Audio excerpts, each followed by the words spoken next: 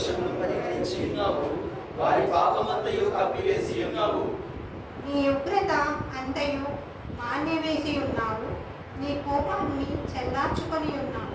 మా రక్షణకర్తవగు దేవా, మా వైపు తిరుగుము, మా మీద నీ కోపం చాలించుము. ఎల్లకాలము మా మీద కోపగించగవా, తరతరముల నీ కోపము సాగించగవా. నీ ప్రజలు నీ యందు సంతోషించినట్లు నీ మరణాల మమ్మల్ని బ్రతికింపవా. యెహోవా నీ కృప మాకు కనుపరచుము, నీ రక్షణ మాకు దయచేయుము.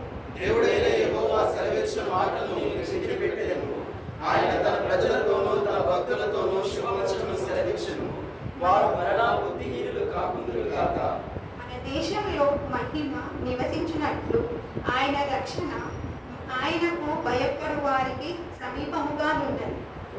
సజములు కలుసుకుని ఈ సమాజాలు పెట్టుకుని భూమిలో నుండి సత్యము మేలుచును, ఆకాశముల నుండి నీతి పారచును.